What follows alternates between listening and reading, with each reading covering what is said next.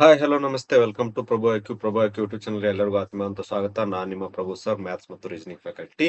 So ಇವತ್ತಿನ class ಅಲ್ಲಿ ನೋಡಿ ಸ್ಟೂಡೆಂಟ್ಸ್, ಸೊ ಆಲ್ಮೋಸ್ಟ್ ನಿಮ್ಗೆ ಎಲ್ಲರಿಗೂ ಗೊತ್ತಿದೆ, RRB ರೈಲ್ವೆ ಗ್ರೂಪ್ ಡಿ ಇದು ರಿಕ್ವೈರ್ಮೆಂಟ್ ನ ಅನೌನ್ಸ್ ಆಗಿದೆ. ಸೊ ಹಬ್ಬಬ್ಬ ಹತ್ತತ್ರ ಅಂದ್ರು 22,000 ಚಿಲ್ಲರೆ ಏನಾಗಿದೆ ಓವರ್ ಆಲ್ ಪೋಸ್ಟ್ ನ ಕರೆದಿದ್ದಾನೆ.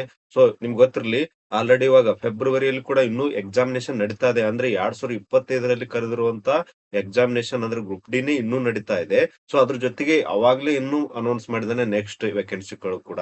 ಸೊ ಹಾಗಾಗಿ ನಾವೇನ್ ಮಾಡೋಣ, ಇದ್ರಲ್ಲಿ ಇರುವಂತ ಏನ್ ಸರ್ ಇದ್ರಲ್ಲಿ ಬರುವಂತ ಕ್ವಾಲಿಫಿಕೇಶನ್ ಏನು, ಯಾವ ತರ ಅಪ್ಲಿಕೇಶನ್ ಹಾಕ್ಬೇಕು, ಅಮೌಂಟ್ ಎಷ್ಟ್ ಇರ್ತದ, ಆಮೇಲೆ ಯಾರ್ಯಾರಿಗೆ ಅಪ್ಲೈ ಮಾಡಕ್ ಬರುತ್ತೆ, ಸೊ ಏಜ್ ಲಿಮಿಟ್ ಏನು, ಮತ್ತೆ ಸ್ಯಾಲರಿ ಏನಿರುತ್ತೆ, ಇದರಲ್ಲಿ ಯಾವ ಪೇ ಗ್ರೇಡ್ ಅಲ್ಲಿ ವರ್ಕ್ ಆಗುತ್ತೆ, ಆಮೇಲೆ ಎಲ್ಲ ಡಿಟೇಲ್ ಆಗಿ ಅನಲೈಸಿಸ್ ಮಾಡೋಣ. ಜೊತೆಗೆ ಸಿಲೆಬಸ್ ಏನಿರುತ್ತೆ, ಓಕೆ ಯಾವ ತರ ಫೋಕಸ್ ಮಾಡ್ಬೇಕು, ಎಷ್ಟು ಎಕ್ಸಾಮಿನೇಷನ್ ಟೈಮ್, ಎವ್ರಿಥಿಂಗ್ ಕ್ಲಿಯರ್ ಮಾಡೋಣ ಒಂದೇ ವಿಡಿಯೋದಲ್ಲಿ. ಓಕೆ, ಲೆಟ್ ಸ್ಟಾರ್ಟ್ ಮಾಡೋಣ. ಎಸ್, ಸೊ ಇದು ನೋಡ್ರಿ, government of India ministry of railway ಒಳಗಡೆ RRB ಗ್ರೂಪ್ ಡಿ. ಸೊ ಇದು ನೋಡ್ರಿ, RRB ಗ್ರೂಪ್ ಡಿ ಅಂದ್ರೆ ನಿಮಗ್ ನೋಡ್ರಿ SSLC ಮತ್ತು ಏನೇನು ವಿದ್ಯಾರ್ಹತೆ ಇದನ್ನು ಕೂಡ ನೋಡ್ತಾ ಹೋಗೋಣ. ಸರ್ ITI ಆದವ್ರು ಮಾಡ್ಬೋದೇನ್ರಿ, ಸರ್ ಡಿಪ್ಲೊಮಾದವ್ರು ಮಾಡ್ಬೋದೇನು, ಸೊ ಇವ್ರನ್ನೆಲ್ಲ ನೋಡ್ತಾ ಹೋಗೋಣ. ಒಂದೊಂದು ಸ್ಲೈಡ್ ಮುಖಾಂತರ ನಾನು ಡಿಸ್ಕಷನ್ ಮಾಡ್ತಾ ಹೋಗ್ತೀನಿ. ಸೊ ಅದ್ರ ಜೊತೆಗೆ ಎಷ್ಟು ಪೋಸ್ಟ್ ಗಳದಾವು, ಆಮೇಲೆ ಯಾವ ತರ ಸಿದ್ಧತೆಯನ್ನು ನಡೆಸಬೇಕು, ಯಾವ ತರ ಪ್ರಾಕ್ಟೀಸ್ ಮಾಡಕ್ ಶುರು ಮಾಡ್ಬೇಕು, ಯಾವ ತರ ಕ್ಲಾಸಸ್ ನಾವು ಶುರು ಮಾಡಕ್ ಪ್ಲಾನ್ ಮಾಡ್ತಾ ಇದೀವಿ ಯೂಟ್ಯೂಬ್ ಅಲ್ಲಿ ಮತ್ತು ಪೇಡ್ ಆಪ್ ಅಲ್ಲಿ ಕೂಡ ಯಾವ ತರ ಮಾಡ್ಬೇಕು ಅಂತ ಡಿಟೇಲ್ ಆಗಿ ಇವತ್ತು ನಾನು ಅನಲೈಸಿಸ್ ಮಾಡ್ತಾ ಹೋಗ್ತೀನಿ. ಓಕೆ, ಲೆಟ್ ಸ್ಟಾರ್ಟ್ ಮಾಡೋಣ. So yes, first of all ನೋಡ್ರಿ, railway recruitment board RRB. Okay, ಇದು ನಿಮ್ಗೆ ಗೊತ್ತಿರ್ಲಿ. ಓಕೆ, ಸೊ ನಂತರ ನೋಡ್ರಿ, ಇದ್ರಾಗ ಪೋಸ್ಟ್ ಗಳ ನೇಮ್ ಗಳನ್ನ ನೋಡ್ತಾ ಹೋಗ್ರಿ. ಅಂದ್ರೆ ಯಾವ್ಯಾವ ಬರ್ತಾವಪ್ಪ ಅಂದ್ರ ಅಸಿಸ್ಟೆಂಟ್ ಟ್ರ್ಯಾಕ್ ಮಷಿನ್, ಓಕೆ, ಅದರ ತನ assistant bridge track maintainer, okay, assistant point man ಅಂತ ಕರೀತಾರೆ ಇದಕ್ಕ. ನಂತರ ಅಸಿಸ್ಟೆಂಟ್ ಲೋಕೋಸಿಲ್ ಅಂದ್ರೆ ಎಲೆಕ್ಟ್ರಿಕಲ್ ಅಲ್ಲಿ ಬರುತ್ತಂತ ಪೋಸ್ಟ್, ಅಂದ್ರೆ ಫ್ಯಾಕ್ಟರಿಗಳಲ್ಲಿ ಬರುತ್ತೆ ಇದು ವರ್ಕ್. ಸೊ ಅದೇ ತರ ಇದು ಕೂಡ ಆಪರೇಷನ್ಸ್ ಫೀಲ್ಡ್, ಅಂದ್ರೆ ಇವೆಲ್ಲ ಏನ್ರಿ ಅದರಲ್ಲಿರುವಂತ ಬ್ರಾಂಚಸ್ ಗಳು. ಅದೇ ತರ ಅಸಿಸ್ಟೆಂಟ್ ಟೆಲಿಕಮ್ಯುನಿಕೇಶನ್ ಅಲ್ಲಿ ಬರುತ್ತೆ. ಅದೇ ತರ ಇದು ಕೂಡ ಅಸಿಸ್ಟೆಂಟ್ ಪಾಯಿಂಟ್ಸ್ ಮ್ಯಾನ್ ಮತ್ತು ಅಸಿಸ್ಟೆಂಟ್ ಸಿಗ್ನಲ್ ಅಂಡ್ ಸಿಸ್ಟಮ್ ಅಲ್ಲಿ ಬರುತ್ತೆ. ಓಕೆ, SNT ಅಂತ ಕರೀತಾರೆ. ಸೊ ಇಷ್ಟು ಟೋಟಲ್ ಪೋಸ್ಟ್ ಗಳು ಇದಾವೆ. ಓಕೆ, ಅದಾದ ನಂತರ ಆಲ್ ಓವರ್ ಇಂಡಿಯಾದಿಂದ ಅಪ್ಲಿಕೇಶನ್ ಕರಿತಾ ಇದ್ದಾನೆ. ಅಂದ್ರೆ ಸರ್ 22,000 ಸೊ ಚಿಲ್ರೆ. ಓಕೆ, ಆಲ್ಮೋಸ್ಟ್ 22,000 ಇದಾವೆ. ಸೊ ನೋಡ್ರಿ, ಕೊಟ್ಟೆ ಬಿಟ್ಟಿದ್ದಾನೆ 22,195 ಪೋಸ್ಟ್ಗಳು. ಓಕೆ ಸರ್, ನಂತರ ಏನಪ್ಪಾ ಅಂದ್ರ, ಇದು ಯಾವ ತರ ಆನ್ಲೈನ್ ಮೋಡ್ ಅಲ್ಲೇ ನೀವು ಅಪ್ಲಿಕೇಶನ್ ಹಾಕ್ಬೇಕಾಗುತ್ತೆ. ಯಾವ ತರ ರಿಜಿಸ್ಟ್ರೇಷನ್ ಡೇಟ್ ಆಲ್ರೆಡಿ ಶುರು ಆಗಿದೆ ಅಂದ್ರೆ 31 ಜನವರಿಯಿಂದ ಶುರು ಆಗುತ್ತೆ. ಸೊ ಎಂಡ್ ಯಾವಾಗಪ್ಪ ಅಂದ್ರ 2 ಮಾರ್ಚ್. ನೆನಪಿನಲ್ಲಿ ಇಟ್ಕೋರಿ, ನಿಮ್ ಹತ್ರ ಇವಾಗ ನೋಡ್ರಿ ಫೆಬ್ರವರಿ 1 ಮಂತ್ ನಿಮ್ ಕಡೆ ಇದೆ. ಟೋಟಲ್ ಆಗಿ ಫೆಬ್ರವರಿ ಮಂತ್ 1 ತಿಂಗಳು ಇರುತ್ತೆ. ಸೊ 31 ಜನವರಿ ಆಲ್ರೆಡಿ ಸ್ಟಾರ್ಟ್ ಆಗಿದೆ. ಸೊ ಎಂಡ್ ಡೇಟ್ ಯಾವಾಗಪ್ಪ ಅಂದ್ರ 2 ಮಾರ್ಚ್ ಗೆ ಎಂಡ್ ಆಗುತ್ತೆ. ಓಕೆ, ನಂತರ ಸೆಲೆಕ್ಷನ್ ಪ್ರೊಸೆಸ್ ಏನೇನದಪ್ಪ ಅಂದ್ರ, ಸೊ ಡೀಟೇಲ್ ಆಗಿ ನೋಡ್ತಾ ಹೋಗೋಣ. ಫಸ್ಟ್ ಆಫ್ ಆಲ್ ಏನಿರ್ತಾರೆ, CBT ಕಂಪ್ಯೂಟರ್ ಬೇಸ್ಡ್ ಟೆಸ್ಟ್. ಅಂದ್ರೆ ಇದೊಂದು ಲಕ್ಷದಲ್ಲಿರ್ಲಿ, ಎಲ್ಲಾ ಭಾಷೆಯಲ್ಲಿ ಸಿಗುತ್ತ್ರಿ. ಸೊ ಇಂಗ್ಲಿಷ್ ಅಂದ್ರೆ ಇಂಗ್ಲಿಷ್, ಅದ್ರ ಜೊತೆ ಕನ್ನಡ ಕೂಡ ಇರುತ್ತೆ ನಿಮ್ಗೆ ಆಪ್ಷನ್. ಸರ್ ಹಿಂದಿ ಬೇಕಂದ್ರೆ ಹಿಂದಿ. ಆಲ್ಮೋಸ್ಟ್ 17+ ಲ್ಯಾಂಗ್ವೇಜ್ ಅನ್ನ ನಿಮ್ಗೆ ಕೊಡ್ತಾ ಇದ್ದಾನೆ ಅವನು. ಓಕೆ, ಯಾವ್ದಂದ್ರೆ ನಮಗಂತೂ ಕರ್ನಾಟಕದವರು ಆಲ್ಮೋಸ್ಟ್ ಏನ್ ಫೋಕಸ್ ಮಾಡ್ತೀರಿ, ಕನ್ನಡದಲ್ಲಿ ಮಾಡ್ತೀರಿ. ಸೊ ಹಾಗಾಗಿ ಕನ್ನಡದಲ್ಲಿ ಎಕ್ಸಾಮಿನೇಷನ್ ಇರುತ್ತೆ. Okay, computer based test. ಆಮೇಲೆ ಇದಕ್ ನೋಡ್ರಿ, ಕ್ರೈಟೇರಿಯಾ ಏನಪ್ಪಾ ಅಂದ್ರ, ಜಸ್ಟ್ ಒಂದೇ ಒಂದು ಎಕ್ಸಾಮಿನೇಷನ್ ಇರುತ್ತ. ಒಂದ್ CBT ಬರೆದ್ ಬಿಟ್ರೆ ಮುಗಿದ್ ಹೋಯ್ತು. ನೆಕ್ಸ್ಟ್ ಏನಿರುತ್ತ, ಡೈರೆಕ್ಟ್ ಫಿಸಿಕಲ್ ಇರ್ತದ. ಓಕೆ, ಆ ಫಿಸಿಕಲ್ ಏನಂತ ಅದನ್ನ ಕೂಡ ಡಿಸ್ಕಷನ್ ಮಾಡೋಣ. ಓಕೆ, ಒಂದ್ CBT ಇರ್ತದ್ರಿ. ನಂತರ ಫಿಸಿಕಲ್ ಅಂದ್ರೆ PET ಏನಿರ್ತದ್ರಿ, ನಾ ಹೇಳ್ತೀನಿ ಆಲ್ಮೋಸ್ಟ್ ನನಗೆ ಈ ಫೀಲ್ಡ್ ಗೊತ್ತದ. ಯಾಕಂದ್ರೆ ಇವನ್ ನಾನು ಕೂಡ ಅಸಿಸ್ಟೆಂಟ್ ಲೋಕೋ ಪೈಲಟ್ ಎಕ್ಸಾಮಿನೇಷನ್ ಆಲ್ಮೋಸ್ಟ್ ಕ್ಲಿಯರ್ ಮಾಡಿದ್ದೆ. ಬಟ್ ಟೋಟಲ್ ಲಾಸ್ಟ್ ಮೆರಿಟ್ ಅಲ್ಲಿ 0.3 ಅಲ್ಲಿ ನನ್ ಮಿಸ್ ಆಯ್ತು ಜಾಬ್. ಓಕೆ, ಹಾಗಾಗಿ ಇವನ್ ಗ್ರೂಪ್ ಡಿ ಸಹಿತ ನಾನು ಎಕ್ಸಾಮಿನೇಷನ್ ಬರ್ದಿದ್ದೆ. ಬಟ್ ಫಿಸಿಕಲ್ ನಾನು ಅಟೆಂಡ್ ಆಗಿದ್ದೆ, ಆದ್ರೆ ಆಗ್ಲಿಲ್ಲ ಫಿಸಿಕಲ್. ಏನ್ ಸರ್ ರನ್ನಿಂಗ್ ಅಲ್ಲಿ, ಅದನ್ನೆಲ್ಲ ನಿಮ್ ಲಾಸ್ಟ್ ಎಂಡಿಂಗ್ ಆಗಿ ಹೇಳ್ತೀನಿ. ಯಾವ ತರ ರನ್ನಿಂಗ್ ಇರುತ್ತೆ, ಯಾವ ತರ ಸಿಸ್ಟಮ್ ಇರುತ್ತೆ, ಯಾವ ತರ ಕೌಂಟ್ ಆಗುತ್ತೆ, ಅದನ್ನ ಕೂಡ ನಾನು ಹೇಳ್ತಾ ಹೋಗ್ತೀನಿ. ಓಕೆ, ನಂತರ ಕೊನೆಯದಾಗಿ ರನ್ನಿಂಗ್ ಆದ ನಂತರ ನಿಮ್ಗ್ ನೋಡ್ರಿ, ಅವತ್ತೇ ನೈಟ್ ಅಂದ್ರೆ ನೀವು ಮನೆಗೆ ಬರುವಷ್ಟರಲ್ಲಿ ನಿಮ್ದು ರಿಸಲ್ಟ್ ಗೊತ್ತಾಗುತ್ತೆ, ನೀವು ರನ್ನಿಂಗ್ ಪಾಸ್ ಆಗಿದ್ರು ಇಲ್ಲೋ ಅಂತ. ಅದನ್ನ ಹೆಂಗಂತ ಅದನ್ನು ಹೇಳ್ತೀನಿ. ನೆಕ್ಸ್ಟ್ ನೋಡ್ರಿ, ಅದಾದ್ಮೇಲೆ ನೆಕ್ಸ್ಟ್ ಏನ್ ಮಾಡ್ತಾನೆ, ಡಾಕ್ಯುಮೆಂಟ್ ವೆರಿಫಿಕೇಶನ್ ಇರ್ತದೆ. ಆಮೇಲೆ medical examination. Specially medical examination ಅಲ್ಲಿ ಐ ಟೆಸ್ಟ್ ಗಳು ಬಹಳ ಇಂಪಾರ್ಟೆಂಟ್ ಆಗುತ್ತಾ, ಅದನ್ನ ಏನಂತ ನೋಡ್ತಾ ಹೋಗೋಣ. Okay, done. ಓಕೆ ಸರ್, ನಂತರ ಈಗ ಆಲ್ಮೋಸ್ಟ್ ಡಿಸ್ಕಷನ್ ಮಾಡಿದೇವಿ ನೋಡ್ರಿ. ಆಲ್ಮೋಸ್ಟ್ ನಮ್ಗೆ ಏನ್ ಮಾಡೋಣ, ಅನೌನ್ಸ್ ಮಾಡೋಣ ಈಗ PDF ಇದ್ರದ್ದು. ಆಮೇಲೆ ಆನ್ಲೈನ್ ಸ್ಟಾರ್ಟ್ ಯಾವಾಗಂದ್ರ 31 ಜನವರಿಯಿಂದ ಶುರು ಆಗಿದೆ. ಎಂಡ್ ಅವಾಗ ಆಗುತ್ತಪ್ಪ ಅಂದ್ರ 2 ಮಾರ್ಚ್ 2026 ಎಂಡ್ ಆಗುತ್ತೆ. ಅದೇ ತರ ನೋಡ್ರಿ ಲಾಸ್ಟ್ ಪ್ರೀ ಪೇಮೆಂಟ್ ಅಂದ್ರೆ ಪೇಮೆಂಟ್ ಮಾಡೋರು 4th ಮಾರ್ಚ್ ಲಾಸ್ಟ್ ಇರುತ್ತೆ. ಅದ್ರ ನಂತರ ನೋಡ್ರಿ ಇಲ್ಲಿಗೆ ಕ್ಲೋಸ್ ಆಗಿಬಿಡುತ್ತೆ. ನಂತರ ಮಾಡಿಫಿಕೇಶನ್ ಅಂತ ಒಂದು ಲಿಂಕ್ ಬಿಡ್ತಾನೆ. ಅಂದ್ರೆ ಸಪೋಸ್ ಏನಾದ್ರು ನೀವು examination online form fill up ಮಾಡ್ಬೇಕಾದ್ರೆ ಏನಾದ್ರು ಮಿಸ್ಟೇಕ್ ಮಾಡಿದ್ರೆ ಫಾದರ್ ನೇಮ್ ಅಥವಾ ನಿಮ್ಮ ಅಡ್ರೆಸ್ ಏನಾದ್ರು ಮಿಸ್ಟೇಕ್ ಮಾಡಿದ್ರೆ ಅದಕ್ಕೊಂದು ಇನ್ನೊಂದು ಅವಕಾಶ ಕೊಡ್ತಾನ. ಅದು ಮಾಡಿಫಿಕೇಶನ್ ವಿಂಡೋ ಅಂತ. ಅದನ್ನು ಕೂಡ ಡೇಟ್ ಇವಾಗ್ಲೇ ಅನೌನ್ಸ್ ಮಾಡಿದಾನೆ. ಸೊ ಅದ್ರ ಆ ಮಾಡಿಫಿಕೇಶನ್ ಲಿಂಕ್ ಹೋಗೋಕ್ಕಿಂತ ಮುಂಚೆನೆ ನೀವ್ ಏನ್ ಮಾಡ್ರಿ ನೀಟಾಗಿ ಫಿಲ್ ಅಪ್ ಮಾಡಿಬಿಡ್ರಿ. ಯಾಕಂದ್ರೆ ಮತ್ತೆ ಚಾರ್ಜಸ್ ಮಾಡ್ತಾನ ಅದಕ್ಕೋಸ್ಕರ. ಕ್ಲಿಯರ್? ಓಕೆ, ನೆಕ್ಸ್ಟ್ ಹೋಗೋಣ. ಇಲ್ಲಿ ತನಕ ಕ್ಲಿಯರ್ ಆಯ್ತು sir. Education qualification most important, ಎಲ್ಲರಿಗೂ ಇಲ್ಲೇ ಇರೋದು ಡೌಟ್. ಓಕೆ, ಏನಪ್ಪಾ ಅಂದ್ರೆ ಸರ್ ಮಿನಿಮಮ್ 10th ಪಾಸ್ ಆಗಿರ್ಬೇಕ್ರಿ. ಮೋಸ್ಟ್ ಇಂಪಾರ್ಟೆಂಟ್ ಕ್ರೈಟೇರಿಯಾ ಜಸ್ಟ್ ಏನು SSLC ಯಾರು ಪಾಸ್ ಆಗಿರ್ತೀರಾ ಮತ್ತು ಅವರ ವಯಸ್ಸು 18ಕ್ಕಿಂತ ಹೆಚ್ಚಿರಬೇಕು. Minimum qualification. Clear? So candidate ಏನಿರ್ಬೇಕು? Candidate with 10th pass or ITI. Most important ITI ಕೂಡ ನಡೆಯುತ್ತ್ರಿ. ಯಾರಿಗ ಡೌಟ್ ಅದ? ITI or equivalent of national apprentice certificate NAC ಅಂದ್ರೆ ಜನರೇಟೆಡ್ ಬೈ, ಅಂದ್ರೆ ಇವನ್ ಡಿಪ್ಲೊಮಾ ಅವರು ಕೂಡ ಅಪ್ಲೈ ಮಾಡಬಹುದು ರೀ. ಕ್ಲಿಯರ್? ಅಂಡರ್ಸ್ಟ್ಯಾಂಡ್ ಆಯ್ತಾ?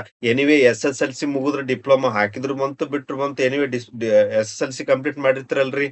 Clear? So just basic requirement ಏನಪ್ಪಾ ಅಂದ್ರೆ ಏನು must and should be SSLC ಮುಗಿದಿರ್ಬೇಕು. Simple 10th. ಕ್ಲಿಯರ್? ಓಕೆ, ನಂತರ ನೋಡ್ರಿ ಏನಪ್ಪಾ candidate with course completed act RTI. Yes, ಎಷ್ಟೋ ಜನ ಏನದ ಅಂದ್ರೆ ಕನ್ಫ್ಯೂಷನ್ ITI ಆದವ್ರಿಗೆ ಬರುತ್ತೋ ಇಲ್ಲ. ಎಸ್ ಬರುತ್ತೆ. ITI ಆದವ್ರು ಕೂಡ ಅಪ್ಲೈ ಮಾಡಬಹುದು. ಓಕೆ, ಇದು ಸಿಂಪಲ್ ಆದ್ರಿ. SSLC ಜೊತೆಗೆ ITI ಇದ್ರು ಕೂಡ ನಡೆಯುತ್ತಾ. ಓಕೆ, ಏಜ್ ಲಿಮಿಟ್ ನೋಡ್ರಿ ಸರ್ 18 to 33 ಅಂದ್ರ 18 ವರ್ಷದಿಂದ ಮಿನಿಮಮ್. ಇದು ಏನ್ರಿ? Minimum 18 year. Okay, maximum 33 year. That should be ಏನ್ರಿ? ಇದಕ್ಕೂ ರಿಲ್ಯಾಕ್ಸೇಷನ್ ಅದ. ಅದನ್ನ ಮುಂದಿನ ಸ್ಲೈಡ್ ಅಲ್ಲಿ ನೋಡ್ತಾ ಹೋಗೋಣ. ರಿಲ್ಯಾಕ್ಸೇಷನ್ ಯಾವ ಕಾಸ್ಟ್ ಗೆ ಎಷ್ಟು ಕೊಟ್ಟಿದ್ದಾನೆ ಅಂತ. ಸೊ ಸದ್ಯಕ್ಕೆ ಮ್ಯಾಕ್ಸಿಮಮ್ ಅಂದ್ರೆ ಮಿನಿಮಮ್ ಎಷ್ಟು ಇರ್ಬೇಕ್ರಿ? ಮಿನಿಮಮ್ 18 ವರ್ಷ. ಅದು ಯಾವಾಗಂದ್ರ 1ನೇ ಜನವರಿ 2026 ನಿಮ್ದು 18 ವರ್ಷ ತುಂಬಿರಬೇಕು. ಇಲ್ಲ ಅಂದ್ರೆ ಹಾಕಕ್ ಸಾಧ್ಯ ಇಲ್ಲ. ಒಂದ್ ದಿನ ಕಡಿಮೆ ಇದ್ರು ಮುಂದೆ ನಿಮ್ ಡಾಕ್ಯುಮೆಂಟ್ ವೆರಿಫಿಕೇಶನ್ ಅಲ್ಲಿ ತೆಗೆದು ಬಿಡ್ತಾರೆ. ಓಕೆ, ಹಾಗಾಗಿ 18 to 33 ಇಯರ್ಸ್ ಇದ್ರ ಮಧ್ಯದಲ್ಲಿ ನಿಮ್ ಬರ್ತಾ ಇದ್ರೆ ನೀವು ಆರಾಮಾಗಿ ಇದನ್ನ ಅಪ್ಲಿಕೇಶನ್ ಹಾಕ್ಬಹುದು.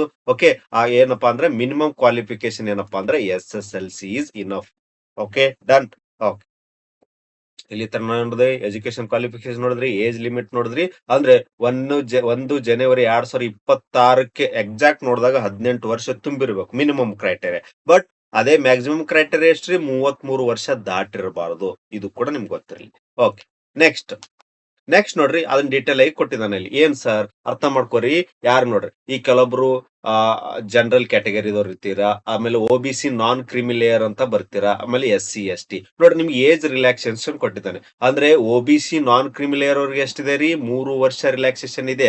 ಅಂದ್ರೆ SC ST ಅವರಿಗೆ ಎಷ್ಟಿದೆ? 5 ವರ್ಷ. ಅಂದ್ರೆ ಇಲ್ಲಿ ನೋಡ್ರಿ ಯೋಚನೆ ಮಾಡಿ, ಯಾರ್ದು ಏಜು 93 ಡೇಟ್ ಆಫ್ ಬರ್ತ್ ಗಿಂತ ಹಿಂದೆ ಇದ್ರೆ, ಈ ಡೇಟ್ ಹಿಂದೆ ಇದ್ರೆ ಅವ್ರಿಗೆ ಅಪ್ಲಿಕೇಶನ್ ಹಾಕಕ್ ಬರಲ್ಲ. ಯಾರಿದು? ಜನರಲ್ ಕ್ಯಾಟಗರಿ ಅವರಿಗೆ. ಜನರಲ್. ಕ್ಲಿಯರಾ?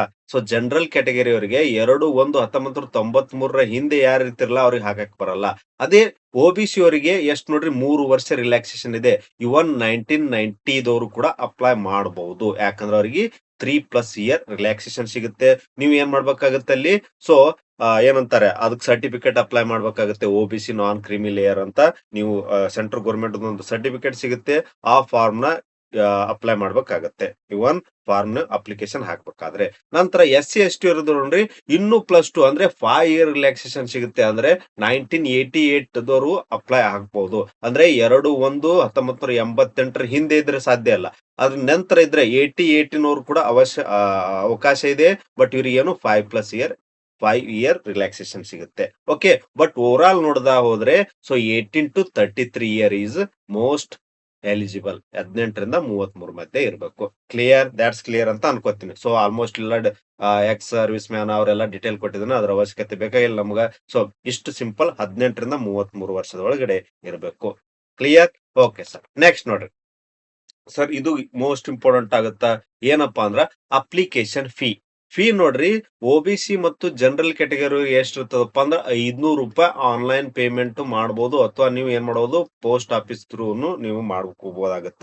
ಓಕೆ, ನಂತರ ಸರ್ SC ST ಆಮೇಲೆ ಫಿಮೇಲ್ ಟ್ರಾನ್ಸ್‌ಜೆಂಡರ್‌ಗೋರಿಗೆ ಏನಿರ್ತದ ಜಸ್ಟ್ ₹250 ಮಾತ್ರ ಇರ್ತದ. ಇವನ್ ಇನ್ನೊಂದ್ ಲಕ್ಷ ಕೊಡ್ರಿ ನಾ ಹೇಳೋದು ಇಂಪಾರ್ಟೆಂಟ್ ಏನಪ್ಪಾ ಅಂದ್ರ ಸೊ ಯಾರು ಕೂಡ ಬ್ಯಾಂಕ್ ಅಕೌಂಟ್ ನಿಮ್ದೇ ಕೊಡ್ರಿ.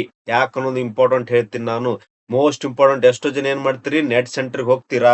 ನೆಟ್ ಸೆಂಟರ್ ಅಲ್ಲಿ ಅವ್ರದೇ ಇಮೇಲ್ ಐಡಿ ಹಾಕೋತಾರ. ಅವ್ರದೇ ಏನ್ ಮಾಡ್ತಾರೆ ಕೆಲವೊಬ್ರು ಏನ್ ಮಾಡ್ತೀರಾ ಆನ್ಲೈನ್ ಟ್ರಾನ್ಸಾಕ್ಷನ್ ಇಲ್ಲ ಅಂತ ಅವ್ರ ಕಡೆಯಿಂದನೇ ಬ್ಯಾಂಕ್ ಅಕೌಂಟ್ ಇಂದ ಟ್ರಾನ್ಸ್ಫರ್ ಮಾಡ್ಕೊಂಡ್ ಬಿಡ್ತೀರಾ. ಬಟ್ ಅರ್ಥ ಮಾಡ್ಕೋರಿ ನೀವು ಫಸ್ಟ್ ಇಲ್ಲ ಅರ್ಥ ಮಾಡ್ಕೋರಿ ಬಹಳ ಇಂಪಾರ್ಟೆಂಟ್ ಯಾಕಂದ್ರ RRB ಅಂದ್ರೆ ರೈಲ್ವೆದವರು ಎಕ್ಸಾಮಿನೇಷನ್ ಫಸ್ಟ್ ಶಿಫ್ಟ್ ಅಂದ್ರೆ ಫಸ್ಟ್ ಪ್ರಿಲಿಮ್ಸ್ ಅಂದ್ರೆ ಪ್ರಿಲಿಮ್ಸ್ ಅಲ್ಲ ನಿಮ್ದು ಏನಿರುತ್ತೆ ಒಂದ್ ಎಕ್ಸಾಮಿನೇಷನ್ ಮುಗಿತದಲ್ರಿ ₹400 ವಾಪಸ್ ಹಾಕ್ತಾರ್ರಿ ನಿಮ್ ಅಕೌಂಟ್‌ಗೆ. ಯಾರಾದ್ರೂ ನೀವು ಏನಾದ್ರು ಮಾಡಿ ಬ್ಯಾಂಕ್ ಅಕೌಂಟ್ ನಿಮ್ದೇ ಇರ್ಲಿ ಮೋಸ್ಟ್ ಇಂಪಾರ್ಟೆಂಟ್. ನಾ ಹೇಳಕ್ ಹೊಂಟಿರೋದು ಏನಪ್ಪಾ ಅಂದ್ರ bank account must be yours. ಯಾಕಂದ್ರೆ ಎಷ್ಟೋ ಜನ ನೆಟ್ ಸೆಂಟರ್‌ಗೆ ಹೋಗಿ ನೆಟ್ ಅಂಗಡಿಯಲ್ಲಿರುವಂತವ್ರ ವ್ಯಕ್ತಿ ತಮ್ಮ ಅಕೌಂಟ್ ದಿಂದ ಹಾಕಿರ್ತಾರಲ್ಲ ದುಡ್ಡು ನಾಳೆ ಅವ್ರ ಅಕೌಂಟ್‌ಗೆ ಹೋಗುತ್ತ್ರಿ. ಲಕ್ಷದಲ್ಲಿರ್ಲಿ. ಸೊ ಸದ್ಯಕ್ಕೆ ಏನ್ ಮಾಡ್ರಿ ಅಟ್ಲೀಸ್ಟ್ ಪೇಮೆಂಟ್ ಮಾಡಿಸಿ ಅಲ್ಲಿ ಕೊಡ್ಬೇಕಾದ್ರೆ ಅಕೌಂಟ್ ನಂಬರು ಮತ್ತು ಡೀಟೇಲ್ಸ್‌ನ ನಿಮ್ದೇ ಕೊಡಿ. ಯಾಕಂದ್ರೆ ಎಕ್ಸಾಮ್ ಬರದ ನಂತರ ಒಂದಿಷ್ಟು ಗ್ಯಾಪ್ ಆದ ನಂತರ ನಿಮಗೆ 500 ಏನ್ ಅಮೌಂಟ್ ತುಂಬಿರ್ತಿರಲ್ಲ ಅದರಲ್ಲಿ ₹400 ವಾಪಸ್ ಬರುತ್ತೆ. ಲಕ್ಷದಲ್ಲಿರ್ಲಿ. ಎಷ್ಟೋ ಜನ ತಪ್ಪು ಮಾಡ್ತೀರಾ ಇದನ್ನ. ಏನ್ ಸರ್ ನೆಟ್ ಸೆಂಟರ್‌ಗೆ ಹೋಗ್ಬಿಟ್ಟು ಅವನಿಗೆ ಹಾಕಂತ ಕೊಡ್ತೀರಾ. ಅವನ್ ಏನ್ ಮಾಡಿರ್ತಾನಂದ್ರೆ ಅವನ ಅಕೌಂಟ್ ನಂಬರ್ ಹಾಕ್ಬಿಟ್ಟು ನಿಮ್ದು ಫಾರ್ಮ್ ಫಿಲ್ ಅಪ್ ಮಾಡಿರ್ತಾನ. ನೆಕ್ಸ್ಟ್ ಎಕ್ಸಾಮ್ ಮುಗಿದ ತಕ್ಷಣ ನಿಮ್ ಅಕೌಂಟ್‌ಗೆ ಬರಲ್ಲ ದುಡ್ಡು ಅವನ ಅಕೌಂಟ್‌ಗೆ ಹೋಗುತ್ತ. ಕಾರಣ ಏನಂದ್ರಿ ಅವನ ಅಕೌಂಟ್‌ಲಿ ದುಡ್ಡು ಟ್ರಾನ್ಸ್ಫರ್ ಮಾಡಿರ್ತಾನ. ಸೊ ಹಾಗಾಗಿ ದಯವಿಟ್ಟು ನಿಮ್ ಅಕೌಂಟ್‌ಲೇನೆ ಟ್ರಾನ್ಸ್ಫರ್ ಮಾಡ್ಕೊಳ್ಳಿ ಅಮೌಂಟು. ಅದ್ರ ಜೊತೆಗೆ ಇಲ್ಲಪ್ಪ ಅಂದ್ರೆ ಆಪ್ಷನ್ ಏನ್ ಮಾಡಿ ಅವನಿಗೆ ಟ್ರಾನ್ಸ್ಫರ್ ಮಾಡಕ್ ಹೇಳ್ಬಿಟ್ಟು ಅಕೌಂಟ್ ಮಾತ್ರ ನಿಮ್ದೇ ನಿಮ್ದು ಯಾವ್ದೋ ಬ್ಯಾಂಕ್ ನಿಮ್ ಪಪ್ಪಾರ್ದು ಮಮ್ಮಿದು ಯಾರ್ದೇ ಇದ್ರು ಕೂಡ ನಡೆಯುತ್ತೆ. ಆ ಅಕೌಂಟ್ ನಂಬರ್‌ನ ಕೊಡಿ. ಯಾಕಂದ್ರೆ ಎಕ್ಸಾಮ್ ಮುಗಿದ ತಕ್ಷಣ ನಿಮಗೆ ₹400 ರೀಫಂಡ್ ಆಗುತ್ತಾ. ಯಾರು 500 ಫಿಲ್ ಅಪ್ ಮಾಡಿರ್ತೀರಾ ನೋಡ್ರಿ out of this fees of 500 and amount of 400 shall be refunded. ಯಾವಾಗ on appearing in first stage of CBT. ಒಮ್ಮೆ first stage of CBT examination ಬರೀತಿರಲ್ಲ ಅವಾಗ ನಿಮ್ಗೆ ₹400 ರೀಫಂಡ್ ಆಗುತ್ತೆ. ಓಕೆ ಯಾಕಂದ್ರ ನಮಗ್ ರೀಫಂಡ್ ಆಗ್ಯಾವು. ಯಾರು ಅನ್ಕೋಬಹುದು ಯಾರು ಹಾಕ್ತಾರ ಸರ್ ಅಂತ ಅನ್ಕೋತಿರ್ಬಹುದು ಹಾಕ್ತಾರೆ. ಕ್ಲಿಯರ್. ಓಕೆ ಅದೇ ತರ ಯಾರು ₹250 ₹250 ಅಂದ್ರೆ SC ST ಕ್ಯಾಂಡಿಡೇಟ್ಸ್ ಇರ್ತಾರಲ್ರಿ ಅವ್ರು 250 ಹಾಕಿದ್ರು ಕೂಡ ಅವರಿಗೆ ಕಂಪ್ಲೀಟ್ ಆಗಿ ದುಡ್ಡು ವಾಪಸ್ ಬರುತ್ತೆ. ಅದು ಕೂಡ ಯಾವಾಗ ಫಸ್ಟ್ CBT ನ ಬರೆದಾಗ. ಕ್ಲಿಯರ್. ಯಾರು ಅಕೌಂಟ್ ನಂಬರ್‌ನ ನಿಮ್ ನೆಟ್ ಸೆಂಟರ್‌ದವರಿಂದ ಕೊಡಿಸಬೇಡಿ. ನಿಮ್ದೇ ಸ್ವಂತ ಬ್ಯಾಂಕಿಂಗ್ ಅಕೌಂಟ್ ನ ನಂಬರ್ ನೇಮ್ ಮತ್ತು ಬ್ರಾಂಚ್ ನ ಕೊಡಿ ನೀಟಾಗಿ. ಕ್ಲಿಯರ್. ಓಕೆ ಇದು ಕ್ಲಿಯರ್ ಆಯ್ತು ನಿಮ್ದೆ. ಓಕೆ ನಂತರ ನೋಡ್ರಿ ಏನ್ ಡಾಕ್ಯುಮೆಂಟ್ಸ್ ಬೇಕಪ್ಪ. Document should be important. ಏನಂದ್ರ ಫಸ್ಟ್ನೇದೇನ್ರಿ ಸ್ಕ್ಯಾನ್ಡ್ ಪಾಸ್ಪೋರ್ಟ್ ಸೈಜ್ ಫೋಟೋ. ನಿಮ್ದು ನೋಡ್ರಿ ಪಾಸ್ಪೋರ್ಟ್ ಸೈಜ್ ಫೋಟೋ ಬೇಕು. ಓಕೆ ಯಾವ ತರ ಇರ್ಬೇಕು ಪಾಸ್ಪೋರ್ಟ್ ಸೈಜ್ ಅಂದ್ರೆ ನಿಮ್ಗೆ ಆಲ್ಮೋಸ್ಟ್ ಗೊತ್ತದ ಪಾಸ್ಪೋರ್ಟ್ ಸೈಜ್ ಫೋಟೋ ಇರಬೇಕು. ಅದು ಸ್ಕ್ಯಾನ್ ಮಾಡಿರ್ಬೇಕು. ಅವರೆಲ್ಲ ನಿಮ್ ಎಕ್ಸಾಮಿನೇಷನ್ ಅಪ್ಲಿಕೇಶನ್ ಹಾಕೋರೆಲ್ಲ ಸ್ಕ್ಯಾನ್ ಮಾಡ್ತಾರೆ. ಓಕೆ ಅದು ರೀಸೆಂಟ್ ಆಗಿರೋ ಫೋಟೋ ಇರ್ಲಿ. ಜೊತೆಗೆ ಇನ್ನೊಂದ್ರಲ್ಲಿ ಯಾವ ಫೋಟೋ ಕೊಡ್ತಿರಲ್ಲ ಅದನ್ನ ಅದರಲ್ಲಿ ಇನ್ನೊಂದು 2-3 ಕಾಪಿ ಎಕ್ಸ್ಟ್ರಾ ಮಾಡಿಸ್ಕೊರಿ. ಒಂದ್ 8 ಕಾಪಿ. ಯಾಕಂದ್ರೆ ಮುಂದೆ ನಿಮ್ದು ಏನೋ ಸೆಲೆಕ್ಷನ್ ಪ್ರೊಸೆಸ್ ವರೆಗೂ ಸೇಮ್ ಫೋಟೋನ ಕೇಳ್ತಾ ಹೋಗ್ತಾರ ಅವರು. ಇವತ್ ಯಾವ್ದು ಅಪ್ಲೈ ಮಾಡಿರ್ತೀರ ಅದನ್ನೇ ಒಂದ್ 4-5 ಫೋಟೋನ ಬ್ಯಾಕಪ್ ಅಲ್ಲಿ ಇಟ್ಕೋರಿ. ಯಾಕಂದ್ರೆ ನೆಕ್ಸ್ಟ್ ಏನ್ ಬರ್ತದೆ PT-ಗೂ ಕೂಡ ಅದೇ ಬೇಕಾಗತ್ತೆ ಫೋಟೋ. ನಂತರ ಡಾಕ್ಯುಮೆಂಟ್ ವೆರಿಫಿಕೇಶನ್ ಹೋದ್ರು ಕೂಡ ಅದೇ ಫೋಟೋ ಬೇಕಾಗತ್ತೆ. ಓಕೆ ನಂತರ ಸಿಗ್ನೇಚರ್ ಇದು ಕೂಡ ಸ್ಕ್ಯಾನ್ ಬರುತ್ತೆ. ಏನ್ ಮಾಡ್ತಾರೆ ಸಿಂಪಲ್ ನಿಮ್ದೊಂದು ಸಿಗ್ನೇಚರ್ ತಗೋತಾರೆ ಒಂದ್ ಪೇಪರ್ ಅಲ್ಲಿ ಅದನ್ನ ಸ್ಕ್ಯಾನ್ ಮಾಡಿಬಿಟ್ಟು ಅಲ್ಲಿ ಅಪ್ಲೈ ಮಾಡ್ತಾರೆ. ಎಲ್ಲ ನೆಟ್ ಸೆಂಟರ್ ಅಲ್ಲಿ ಮಾಡ್ಕೊಡ್ತಾರೆ. ನಂತರ ಸರ್ಟಿಫಿಕೇಟ್ಸ್ ಏನೇನ್ ಬೇಕಂದ್ರೆ SSLC ಸರ್ಟಿಫಿಕೇಟ್ ಬೇಕು ಅಥವಾ ನಿಮ್ದು ITI ಯಾರು ITI ಮುಖಾಂತರ ಅಪ್ಲಿಕೇಶನ್ ಹಾಕ್ತಾ ಇದ್ರಿ ನಿಮ್ಗೆ ITI ಸರ್ಟಿಫಿಕೇಟ್ ಬೇಕಾಗುತ್ತೆ. ಅದ್ರ ಜೊತೆಗೆ ಗೌರ್ಮೆಂಟ್ ಇಶ್ಯೂಡ್ ID ಪ್ರೂಫ್ ಯಾವ್ದಪ್ಪ ಅಂದ್ರೆ ಇವನ್ ಆಧಾರ್ ಕಾರ್ಡ್ ನಡೆಯುತ್ತೆ ಅಥವಾ PAN card anything is okay so ನಂತರ ಏನ್ರಿ ಫಸ್ಟ್ ಆಫ್ ಆಲ್ ನೋಡ್ರಿ ನಿಮ್ದು ಪಾಸ್ಪೋರ್ಟ್ ಸೈಜ್ ಫೋಟೋ ಇರಬೇಕು. ಜೊತೆಗೆ ಸಿಗ್ನೇಚರ್ದು ಸ್ಕ್ಯಾನ್ ಇರಬೇಕು ಕಾಪಿ. ನಂತರ 10th ಸರ್ಟಿಫಿಕೇಟ್ ಅಂದ್ರೆ 10th ಎಕ್ಸಾಮಿನೇಷನ್ ಮಾರ್ಕ್ಸ್ ಕಾರ್ಡ್ ಇರಬೇಕು. ಅದ್ರ ಜೊತೆಗೆ ಇಲ್ಲ ITI ಯಾರು ಕಂಪ್ಲೀಷನ್ ಮಾಡ್ರಿ ಅವ್ರದ್ದು ಏನಿರ್ಬೇಕು ITI ಸರ್ಟಿಫಿಕೇಟ್ ಇರಬೇಕು. ನಂತರ ಯಾವುದೇ ಒಂದು ID ಪ್ರೂಫ್ ಅಂದ್ರೆ ಆಧಾರ್ ಕಾರ್ಡ್ ಅಥವಾ ಪ್ಯಾನ್ ಕಾರ್ಡ್ ಎರಡರಲ್ಲಿ ಯಾವ್ದು ಇನ್ನೊಂದು ಲಕ್ಷದಲ್ಲಿ ಯಾವ್ದು ಕರೆಕ್ಟ್ ಆಗಿದೆ ನೇಮು ನಿಮ್ದು SSLC ಮಾರ್ಕ್ಸ್ ಕಾರ್ಡ್ ಅಲ್ಲಿ ಮತ್ತು ಆಧಾರ್ ಕಾರ್ಡ್ ಅಲ್ಲಿ ಎರಡು ಸೇಮ್ ಇರಬೇಕು ಅಂತ ನೋಡ್ಕೊರಿ. ಇಲ್ಲ ಮಿಸ್ಟೇಕ್ ಇದ್ರೆ ಪ್ಯಾನ್ ಕಾರ್ಡ್ ನ ಸಜೆಸ್ಟ್ ಮಾಡ್ಕೊರಿ. ಕ್ಲಿಯರ್. ಓಕೆ ನಂತರ ನೋಡ್ರಿ ಕ್ಯಾಟಗರಿ ಸರ್ಟಿಫಿಕೇಟ್. ಸಪೋಸ್ ಇಫ್ ಸಂಬಂಧಿ ಯಾರು SC ಇರಬಹುದು ST ಇರಬಹುದು ಅಥವಾ OBC ನಾನ್ ಕ್ರಿಮಿ ಲೇಯರ್ ಇರಬಹುದು ಅಥವಾ ಇನ್ನೊಂದು ಎಕನಾಮಿಕಲಿ ವೀಕರ್ ಸೆಕ್ಷನ್ EWS ಅಂತ ಬರುತ್ತೆ. ಇವ್ರು ಏನ್ ಮಾಡ್ಬೇಕಾಗತ್ರಿ ನಿಮ್ದು ಸರ್ಟಿಫಿಕೇಶನ್ ನ ತಕೊಂಡಿರ್ಬೇಕು. ಅದ್ರದ್ದು RR ನಂಬರ್ ಆ ಎಕ್ಸಾಮಿನೇಷನ್ ದಾಗ ಕೇಳ್ತೀವಿ. ಸಾರಿ ಆ ಅಪ್ಲಿಕೇಶನ್ ದಲ್ಲಿ ಕೇಳ್ತಾರ. RR ನಂಬರ್ ಅಂತ ಇರುತ್ತೆ. ಸೊ ಹಾಗಾಗಿ ಯಾರು SC ST OBC ಮತ್ತು EWS ಯಾರು ಅಪ್ಲೈ ಮಾಡಕ್ ಹೋಗ್ತೀರಾ ಜನರಲ್ ದವರಿಗೆ ನೋ ಪ್ರಾಬ್ಲಮ್, ಯಾಕಂದ್ರೆ ಅವ್ರದ್ದು ಯಾವುದೇ ಸರ್ಟಿಫಿಕೇಟ್ ಅವಶ್ಯಕತೆ ಇಲ್ಲ. ಯಾರು ಈ ಕ್ಯಾಟಗರಿಯಿಂದ ಅಪ್ಲೈ ಮಾಡ್ತಿರೋ ಅವ್ರಿಗೆ ಏನಿರ್ತದೆ ಅಂದ್ರೆ ಇದ್ರದ್ದು ಸರ್ಟಿಫಿಕೇಟ್ದು RR ನಂಬರ್ನ ಕೇಳ್ತಾನ ಅಲ್ಲಿ ನೀವು ಅಪ್ಲಿಕೇಶನ್ ಹಾಕ್ಬೇಕಾದ್ರೆ. ನಂತರ ಡಿಸೆಬಿಲಿಟಿ ಸರ್ಟಿಫಿಕೇಟ್, ಯಾರಾದ್ರೂ ಈಗ ಡಿಸೆಬಿಲಿಟಿ ಕ್ಯಾಂಡಿಡೇಟ್ ಇರ್ತಾರಲ್ರಿ, ಸೊ ಅಂಗವಿಕಲರು ಇರ್ತಾರಲ್ಲ ಅವ್ರಿಗೂ ಕೂಡ ಒಂದು ಸರ್ಟಿಫಿಕೇಟ್ ಇರುತ್ತೆ, ಅದ್ರದ್ದು ಕೂಡ ಕೇಳ್ತಾನೆ ಅಲ್ಲಿ ಅಪ್ಲಿಕೇಶನ್ ಹಾಕ್ಬೇಕಾದ್ರೆ. ಸಿಂಪಲ್ ನೋಡಿ ಡಾಕ್ಯುಮೆಂಟ್ ಬಗ್ಗೆ ನಿಮ್ಗೆ ಐ ಹೋಪ್ ನಿಮ್ಗೆ ಕ್ಲಿಯರ್ ಆಯ್ತು ಅನ್ಕೋತೀನಿ. ಏನೇನಂದ್ರ ಒಂದು ಫೋಟೋ ಕಾಪಿ ಬೇಕು, ಸಿಗ್ನೇಚರ್ ಒಂದು ಸ್ಕ್ಯಾನ್ ಕಾಪಿ ಬೇಕು, 10th ಮಾರ್ಕ್ಸ್ ಕಾರ್ಡ್ ಇರ್ಲಿ ಅಥವಾ ITI ಮಾರ್ಕ್ಸ್ ಕಾರ್ಡ್ ಇರ್ಲಿ, ಜೊತೆಗೆ ಒಂದು ಗೌರ್ಮೆಂಟ್ ID ಪ್ರೂಫ್, ಒಂದು ಆಧಾರ್ ಕಾರ್ಡ್ ಅಥವಾ ಪ್ಯಾನ್ ಕಾರ್ಡ್, ಜೊತೆಗೆ ಕ್ಯಾಟಗರಿ ಇದೆ ಯಾರಾದ್ರೂ SC ST OBC ನಾನ್ ಕ್ರಿಮಿಲೇಯರ್ ಇದ್ರೆ EWS ಸೆಕ್ಷನ್ ಇದ್ರೆ ಅದು ಕೂಡ ಬೇಕು RR ನಂಬರು. ನಂತರ ಯಾರಾದ್ರೂ ಅಂಗವಿಕಲರದು ಡಿಸಬಿಲಿಟಿ ಇತ್ತಪ್ಪ ಅಂದ್ರೆ ಅದ್ರ ಕೂಡ ಸರ್ಟಿಫಿಕೇಟ್ ಕೇಳ್ತಾರೆ. ಓಕೆ, ನೆಕ್ಸ್ಟ್ ನೋಡ್ರಿ ಮೋಸ್ಟ್ ಇಂಪಾರ್ಟೆಂಟ್ ನೋಡ್ರಿ ನಿಮ್ದು ಎಕ್ಸಾಮಿನೇಷನ್ಗೆ. ಸೊ ಫಸ್ಟ್ ಆಫ್ ಆಲ್ ಏನಿರ್ತದ ರಿಟರ್ನ್ ಎಕ್ಸಾಮಿನೇಷನ್ ಇರ್ತದ, ಬಹಳ ಈಸಿ ಇರ್ತದ್ರಿ, ಯಾಕಂದ್ರೆ SSLC ಮೇಲೆ ಇರ್ತದ ರಿಟರ್ನ್ ಎಕ್ಸಾಮಿನೇಷನ್. ಇದನ್ನ ಪಾಸ್ ಆದ ನಂತರ ನೋಡ್ರಿ ಬಹಳ ಇಂಪಾರ್ಟೆಂಟ್ ಅದ, ಇದನ್ನ ಪಾಸ್ ಆದ ನಂತರ 1:3 ರೇಷಿಯೋದಲ್ಲಿ ನಿಮ್ಗೆ ಫಿಸಿಕಲ್ ಕರಿತಾನೆ. 1:3 ಅಂದ್ರೆ ಏನ್ರಿ, ಸಪೋಸ್ ಈಗ 100 ಪೋಸ್ಟ್ ಅದಾವಂದ್ರ ನಿಮ್ಗೆ ನೆಕ್ಸ್ಟ್ ಫಿಸಿಕಲ್ ಎಷ್ಟು ಜನ ಕರಿತಾರ, 300 ಜನನ್ನ ಕರಿತಾರ. 1:3 ಅಂದ್ರೆ ಒಂದು ಪೋಸ್ಟಿಗೆ 3 ಜನನ್ನ ಎಕ್ಸ್ಟ್ರಾ ಕರಿತಾನ.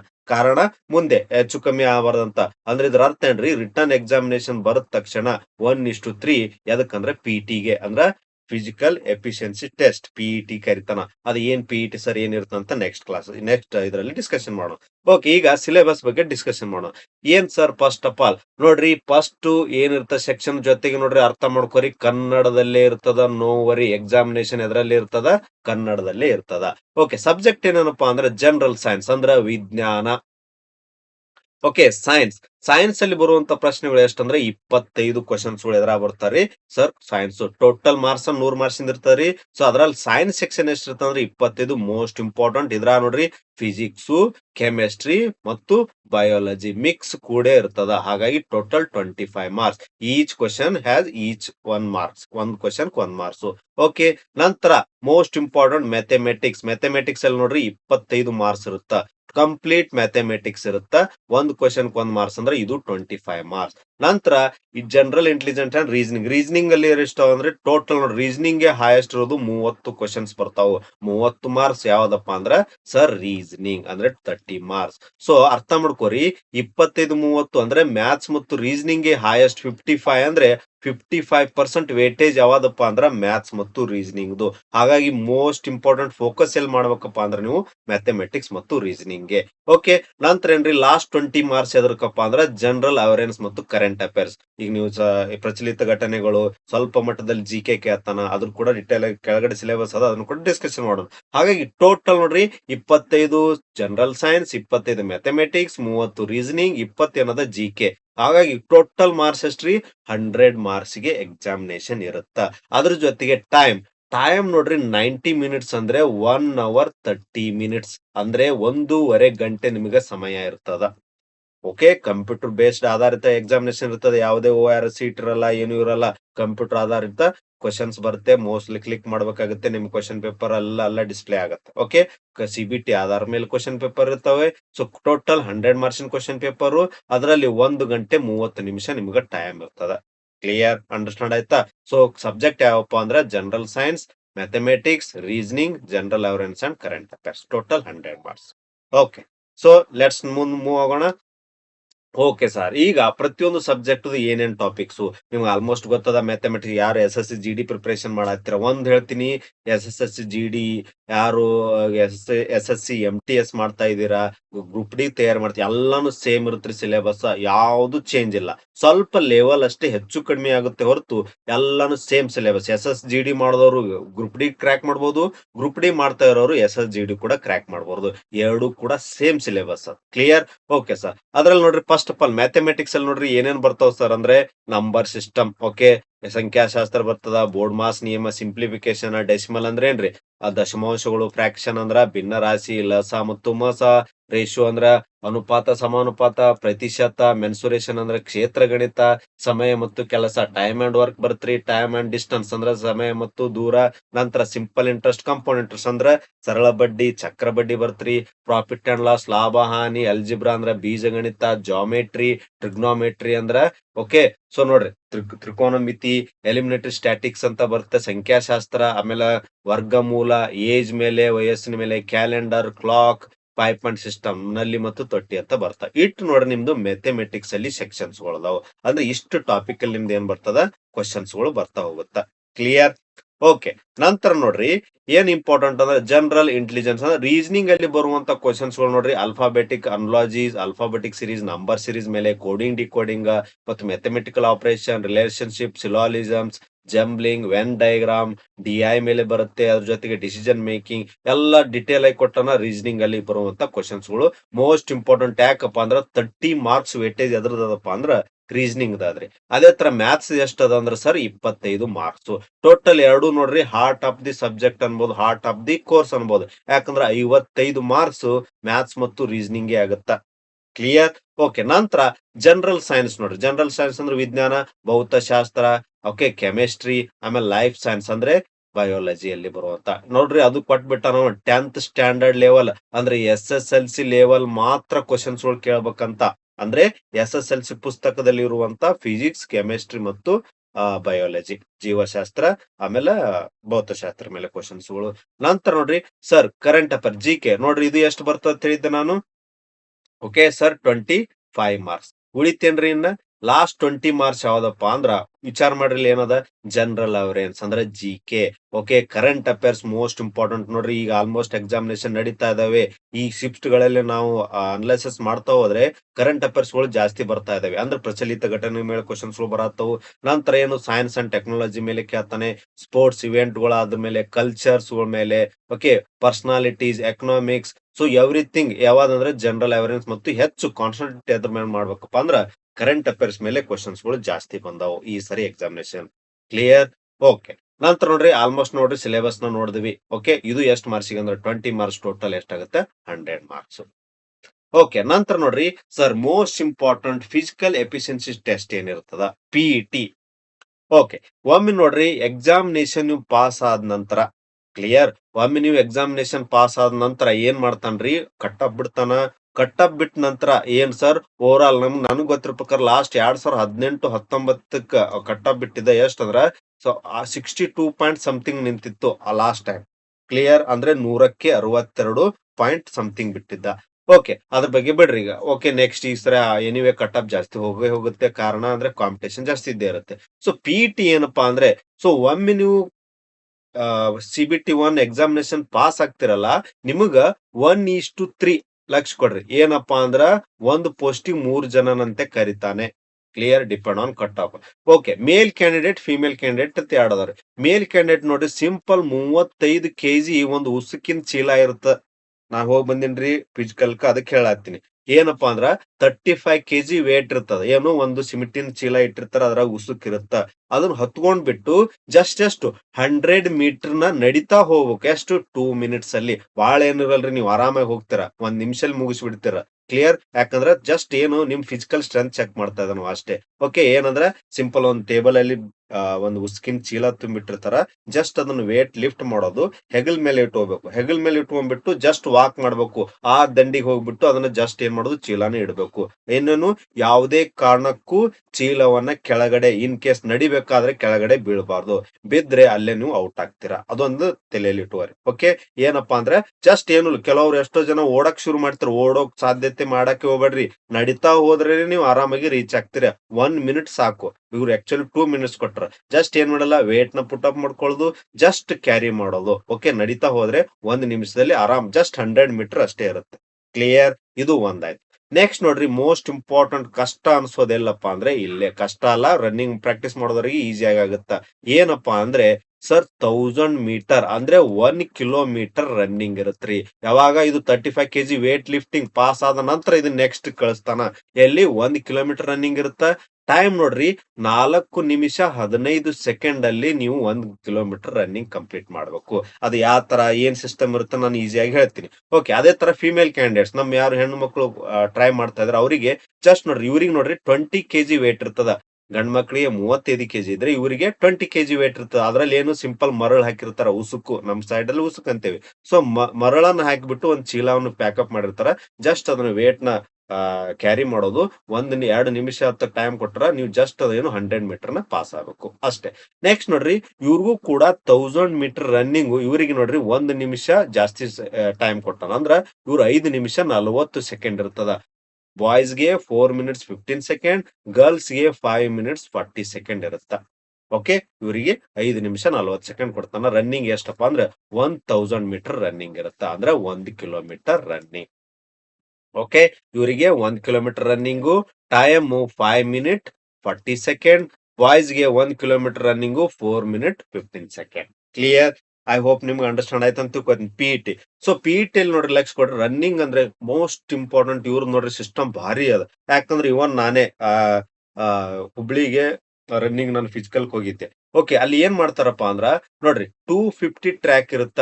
ಅಂದ್ರೆ 250 ಮೀಟರ್ದ ಟ್ರ್ಯಾಕ್ ಇರ್ತದ. ಅಂದ್ರೆ 250 ಮೀಟರ್ ಅಂದ್ರೆ ಎಷ್ಟ್ರಿ, 4 ರೌಂಡ್ ರನ್ನಿಂಗ್ ಮಾಡ್ಬೇಕು. ಯಾಕ 1000 ರೌಂಡ್ ಕಂಪ್ಲೀಟ್ ಆಗ್ಬೇಕು. 250 ಮೀಟರ್ದು ಆರಾಮಾಗಿ ಸಿಸ್ಟಮೆಟಿಕ್ ಆಗಿ ಅರೇಂಜ್ ಮಾಡಿಟ್ಟಿರ್ತಾರ. ಬಟ್ ಯಾವುದೇ ಕಾರಣಕ್ಕೂ ಯಾರು ಅಲ್ಲಿ ನಿಲ್ಲಲ್ಲ, ನಿಮಗೆ ಯಾರು ಓಡನ್ನಲ್ಲ, ಹೋಗನ್ನಲ್ಲ. ಯಾಕಂದ್ರೆ ನಿಮ್ ಕಾಲಿಗೆ ಸೆನ್ಸಾರ್ ಕಟ್ಟಿರ್ತಾರೆ. ಸೆನ್ಸಾರ್ ಅಂದ್ರೆ ಏನು, ಒಂದ್ ಬೆಲ್ಟ್ ಇರುತ್ತೆ. ಓಕೆ, ಕೆಳಗಡೆ ಅಲ್ಲೊಂದ್ ಏನಿರ್ತದೆ, ನೀವು ರನ್ನಿಂಗ್ ಶುರು ಮಾಡ್ತಿರಲ್ಲ ಅಲ್ಲೊಂದ್ ಏನಿರ್ತದೆ, ಸೆನ್ಸಾರ್ ಮ್ಯಾಟ್ ಇರುತ್ತೆ. ನೀವು ಒಮ್ಮೆ ಕಾಲಿಟ್ಟು ಅದ್ರ ಮೇಲೆ ಶುರು ಮಾಡಿದ್ರೆ ಆಟೋಮೆಟಿಕ್ ನಿಮ್ದು ಕೌಂಟ್ ಆಗುತ್ತೆ ಟೈಮು. ಕ್ಲಿಯರ್? ಒಮ್ಮೆ ರನ್ನಿಂಗ್ 1 ರೌಂಡ್ ಹೊಡೆದ ತಕ್ಷಣ ಮತ್ತೆ ಆ ಮ್ಯಾಟ್ ಮೇಲೆ ಕಾಲಿಟ್ಟೆ ಹೋಗ್ಬೇಕಾ? ಕಾಲಿಟ್ಟು ಇವನ್ ಕಾಲಿಡ್ಲ ಹೋದ್ರು ಅದು ಆಟೋಮೆಟಿಕ್ ಸೆನ್ಸ್ ಮಾಡುತ್ತೆ. ಕ್ಲಿಯರ್? That's clear. ಏನಪ್ಪಾ ಅಂದ್ರೆ ಆ ಮ್ಯಾಟ್ ಮೇಲೆ ನೀವು ಯಾವಾಗ ಕಾಲಿಟ್ರಿ ಅವಾಗ ನಿಮ್ದು ಟೈಮ್ ಕೌಂಟ್ ಡೌನ್ ಆಗುತ್ತೆ, ಶುರು ಆಗುತ್ತೆ. ನೀವು ರನ್ನಿಂಗ್ ಮಾಡ್ತಾ ಮಾಡ್ತಾ ಮಾಡ್ತಾ 1 ರೌಂಡ್ ಬರ್ತಿರಲ್ಲ, ಮತ್ತೆ ಆ ಮ್ಯಾಟ್ ಮೇಲೆ ಹಾಯ್ದು ಹೋಗ್ತಿರಲ್ಲ, 1 ರೌಂಡ್ ನಿಮ್ದು ಟೈಮ್ ಆಟೋಮೆಟಿಕ್ ಏನಾಗಿರ್ತದೆ, ಕೌಂಟ್ ಆಗಿರ್ತದ ಸಿಸ್ಟಮ್ ಅಲ್ಲಿ. ಯಾಕಂದ್ರೆ ಅದೆಲ್ಲ ಸೆನ್ಸಾರ್ ಮುಖಾಂತರ, ಸಾಫ್ಟ್ವೇರ್ ಮುಖಾಂತರ ಇನ್ಸ್ಟಾಲ್ ಮಾಡಿರ್ತಾರ. ಅಲ್ಲಿ ಯಾರು ನಿಮಗೆ ನಿಮ್ದು 2 ರೌಂಡ್ ಆಯ್ತು, 3 ರೌಂಡ್ ಆಯ್ತು, 4 ರೌಂಡ್ ಆಯ್ತು ಯಾರು ಹೇಳಲ್ಲ ರೀ. ನೀವೇ ಯೋಚನೆ ಮಾಡ್ತಾ ಓಡ್ಬೇಕು. ಫಸ್ಟ್ ರೌಂಡ್ ಆಯ್ತಾ, ನೆಕ್ಸ್ಟ್ ರೌಂಡ್ ಓಡ್ಬೇಕು, ಮತ್ತೆ ಕೌಂಟ್ ಆಗಿರ್ತದೆ. ಒಂದು ಸೌಂಡ್ ಬರುತ್ತೆ, ಟಿನ್ ಟಿನ್ ಅಂತ ಸೌಂಡ್ ಬರುತ್ತೆ. ನೀವು ಯಾವಾಗ ಎಂಟ್ರಿ ಆಗ್ತಿರಲ್ಲ ಕಾಲಲ್ಲಿ, ಟನ್ ಟನ್ ಅಂತ ಒಂದು ಆವಾಜ್ ಬರುತ್ತೆ. ಅವಾಗ ನಿಮ್ಗೆ ಗೊತ್ತಾಗ್ಬಿಡ್ತದೆ, ಓಕೆ 1 ರೌಂಡ್ ಕಂಪ್ಲೀಟ್ ಆಯ್ತು. ಮತ್ತೆ 2 ರೌಂಡ್, 3 ರೌಂಡ್ ಅಂದ್ರೆ ಅಂಟಿಲ್ ಎಷ್ಟ್ರಿ 4 ರೌಂಡ್ ನ ಕಂಪ್ಲೀಟ್ ಮಾಡ್ಬೇಕು.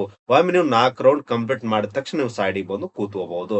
ಆಮೇಲೆ ಇನ್ನೊಂದು, ಸರ್ ಸಿಕ್ಕಾಪಟ್ಟಿ ಜನನ್ ಬಿಡ್ತಾರ, ಅಷ್ಟು ಜನ ಬಿಡ್ತಾರ? ಇಲ್ಲ, ಸಿಂಪಲ್ 10-11 ಜನನ ಮಾತ್ರ ಬಿಡ್ತಾರೆ. ಸಿಸ್ಟಮೆಟಿಕ್ ಅರೇಂಜ್ ಆಗುತ್ತೆ. ಸೊ ಹಾಗಾಗಿ ಸಿಂಪಲ್ ನೋಡ್ರಿ, ಕಾಲಿಗೆ ಅಂದ್ರೆ ಬಲಗಾಲಿಗೆ ಒಂದು ಬೆಲ್ಟ್ ನ ಹಾಕಿರ್ತಾರೆ. ಆ ಬೆಲ್ಟ್ ನ ಹಾಕೊಂಡ್ಬಿಟ್ಟು ರನ್ನಿಂಗ್ ಬಿಡ್ತಾರೆ. ಆ ಬೆಲ್ಟ್ ಮುಖಾಂತರ ನಿಮ್ದ್ರಿ ಟೈಮಿಂಗ್ ಕೌಂಟ್ ಆಗ್ತಾ ಹೋಗುತ್ತೆ. ಸೊ ನೀವೇನ್ ಮಾಡ್ಬೇಕು, 250 ಟ್ರ್ಯಾಕ್ ಇರುತ್ತೆ. ಎಷ್ಟಂದ್ರೆ 4 ರೌಂಡ್ ಹೊಡಿಬೇಕು. ಯಾಕಂದ್ರೆ 1000 ಮೀಟರ್ ಕಂಪ್ಲೀಟ್ ಆಗ್ಬೇಕಾದ್ರೆ. ಸೊ ಒಂದೊಂದ್ ರೌಂಡ್ ನ ನೀವಾಗೆ ನೆನಪಿಟ್ಕೋತ ಓಡ್ಬೇಕು, ಯಾರು ನಿಮಗೆ ಹೇಳಲ್ಲ ಅಲ್ಲಿ. ಓಕೆ, 4 ರೌಂಡ್ ಮುಗಿದ ತಕ್ಷಣ ಆಟೋಮೆಟಿಕ್ ಹೊರಗೆ ಬಂದು ಕೂತ್ಕೋಬೇಕು. ಅಲ್ಲಿ ನಿಮ್ದು ಟೈಮಿಂಗ್ ಆಟೋಮೆಟಿಕಲಿ ಏನಾಗಿರುತ್ತೆ, ಸೆಟ್ ಆಗಿರ್ತದೆ.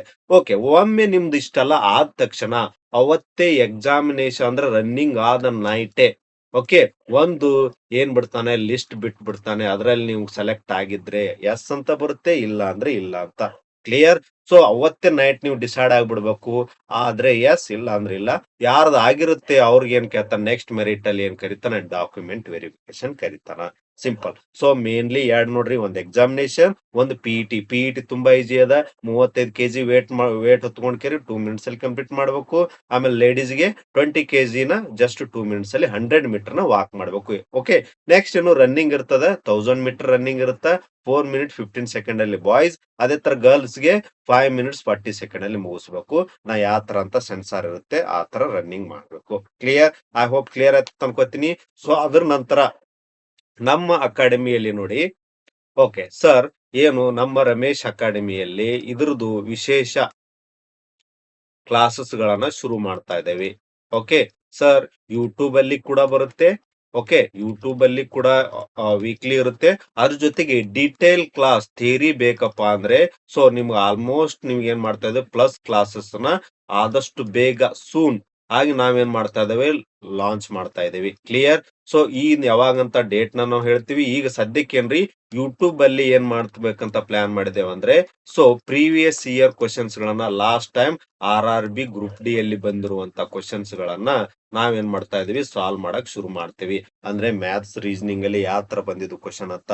ಸೊ ಡಿಟೇಲ್ ಕ್ಲಾಸ್ ಅಂದ್ರೆ ಥಿಯರಿ ಕಂಪ್ಲೀಟ್ ನೋಡ್ರಿ, ಕ್ರಾಶ್ ಕೋರ್ಸ್ ಅಂದ್ರೆ 3 ಮಂತ್ಸ್ ಅಥವಾ 2 ಮಂತ್ಸ್ ಕ್ರಾಶ್ ಕೋರ್ಸ್ ಬೇಕಪ್ಪ ಅಂದ್ರೆ ನಮ್ಮ ರಮೇಶ್ ಅಕಾಡೆಮಿ ಕೆಳಗಡೆ ಇರುವಂತ ನಂಬರ್ಗೆ ಕಾಂಟ್ಯಾಕ್ಟ್ ಮಾಡಿ.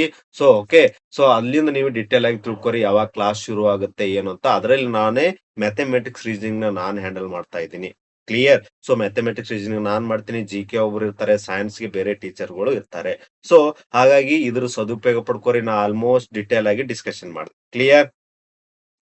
ಓಕೆ, ಸೊ ಕ್ಲಿಯರ್ ಐತ್ರಿ. ಐ ಥಿಂಕ್ ಎಲ್ಲರಿಗೆ ಕ್ಲಿಯರ್ ಅಂತ ಅನ್ಕೋತೀನಿ. RRB ಗ್ರೂಪ್ ಡಿ ಇನ್ನೂ ಯಾರು ಅಪ್ಲಿಕೇಶನ್ ಹಾಕಿಲ್ಲ, ದಯವಿಟ್ಟು ಅಪ್ಲಿಕೇಶನ್ ಹಾಕ್ರಿ.